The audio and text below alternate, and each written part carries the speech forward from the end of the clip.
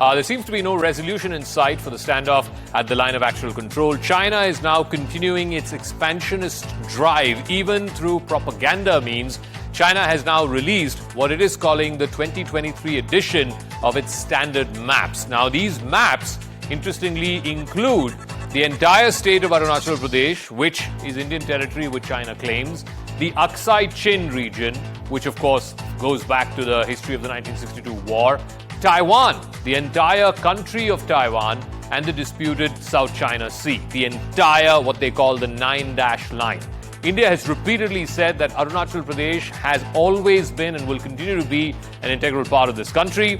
The MEA has reacted very sharply. The External Affairs Minister, Dr. Jaishankar, has called these maps meaningless, saying that China has no basis to make such claims because the territory is squarely Indian, at least in the case of Arunachal Pradesh. Now, the release of this map comes nearly a week after the Prime Minister met with Xi Jinping at the BRICS summit in Johannesburg, and also, more crucially, just less than 2 weeks before the all-important G20 Summit, which India is hosting. So, the big question then remains, is it even possible, is it even worth the time of both countries for India and China to be engaging in a dialogue, or is it simply an exercise in futility?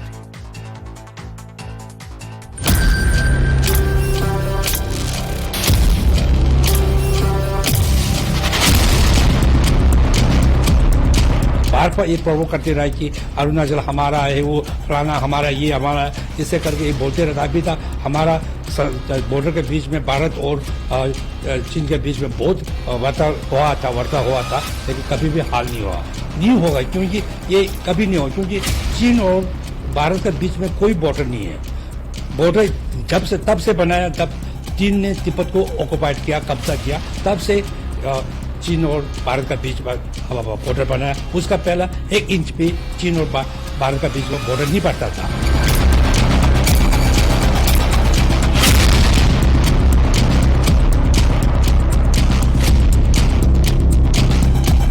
प्रधानमंत्री ने देखना चाहिए। अभी BRICS में गए थे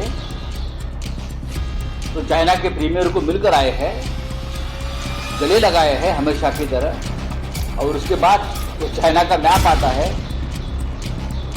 तो ये सवाल जो है उनको पूछना चाहिए, आपको कैसा लगता है? Given the fact that the frontier in the western sector was undemarcated, these myths which the BJP keeps running, that Nehru gave up 38,000 square kilometers to China, is historically absolutely incorrect.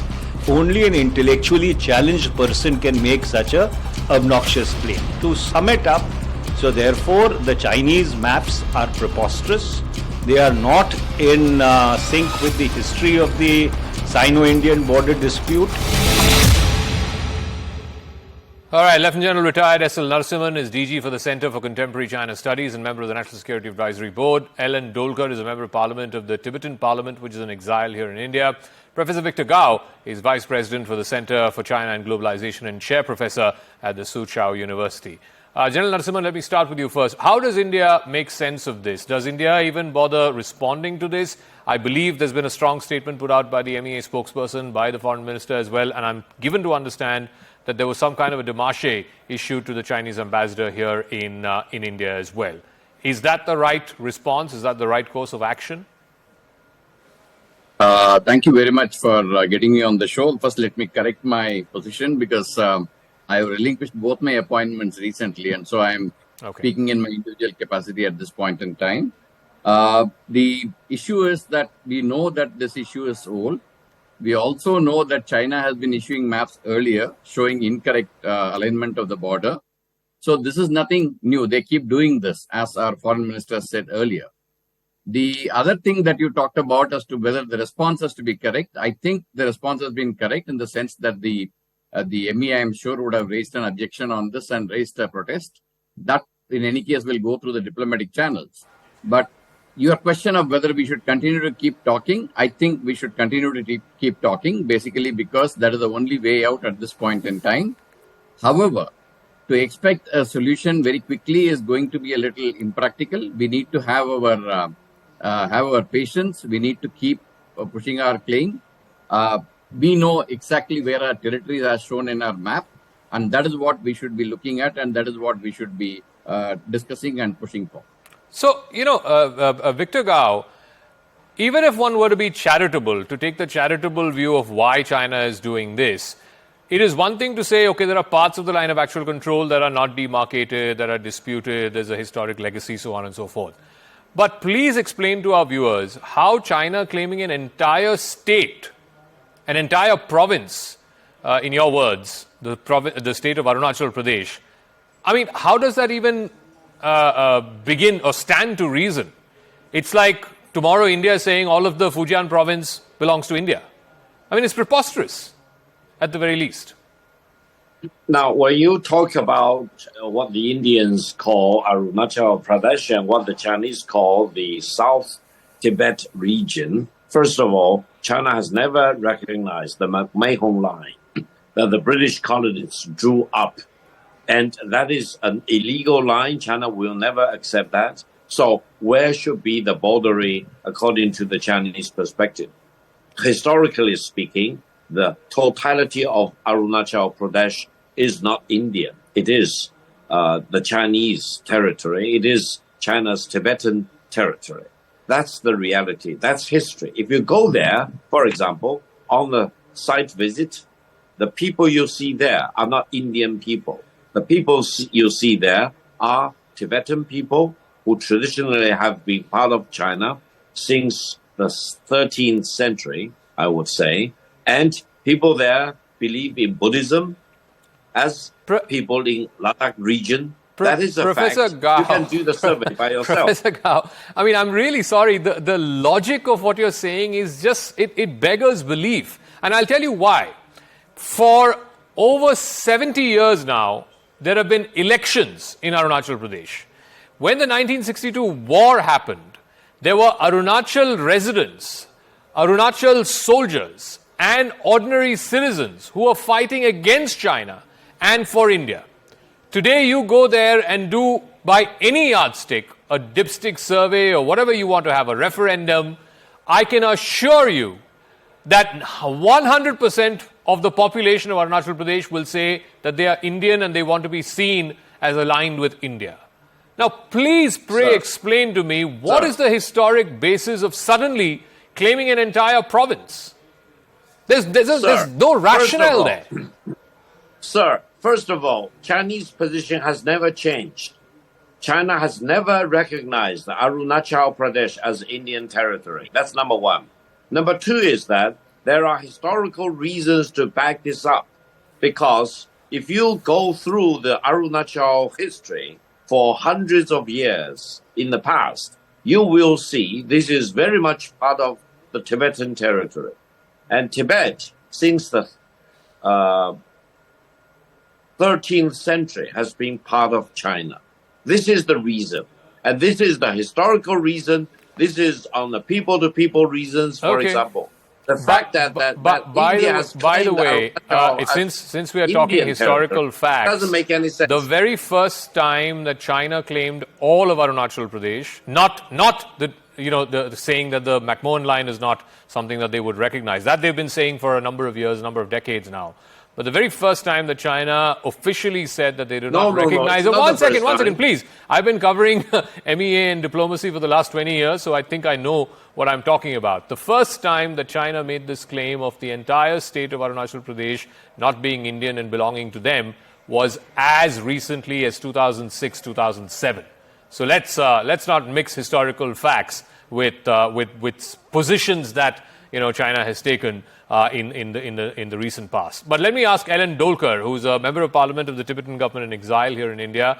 This is, again, they say when you're negotiating with the Chinese, they have this habit of taking a maximalist position. So this you could view as a maximalist position that's being taken. But ultimately, you look at the situation in Ladakh, I think China also realizes that the kind of salami slicing that they are hoping to do or were hoping to do and that they've mastered against other smaller countries, that's not quite working out. That is not quite working out.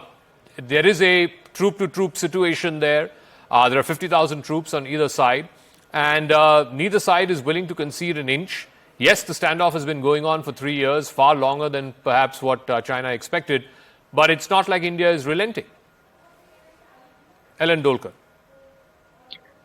Well, let me just clarify that I think it's important to reassert the fact that Xi Jinping's expansionist policy is just an extension of Mao's ambitious integration of the so-called motherland that we've just heard from my co-panelist. So we are looking into this propaganda version of China's history, where they mention the 13th century and the 17th century, since Tibet has been claiming to be part of China. But this is a manipulated history, where if this is the way they want to put it, even China was occupied by the Manchus, and they were occupied by the Mongolians. So it's better if they stop their CCP propaganda to claim that Tibet was part of China.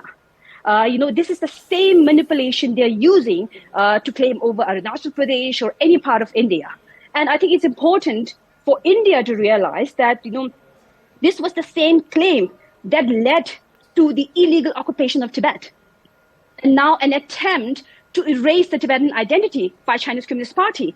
And this is the reality where this systematic and sophisticated program of CCP propaganda is now leading to the expectation of India of somehow resolving this territorial dispute with some sort of diplomatic engagement or peaceful negotiation. Honestly, for me, I feel like, if we really ought to assert the reality, it's important that India really opens up and asserts what is actually India. So, if India actually, look at what is happening today. This so-called standard map had always been claimed by China. It's not a new news. And this is a reality that India must realize, that CCP will continue to do that, especially so under the leadership of Xi Jinping, because this is how they took over Tibet, how they took over the independent Tibet. And they try to do the same thing to not just India, now even Taiwan as well. Okay. So, Victor Gao, can you explain? And I think Ellen Dolkar has a point.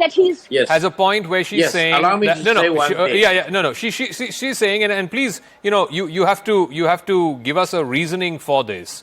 That since Xi Jinping came to power, look at the territorial disputes that China has had with Japan, with Vietnam, with Malaysia, with Philippines, with Indonesia, and of course with India.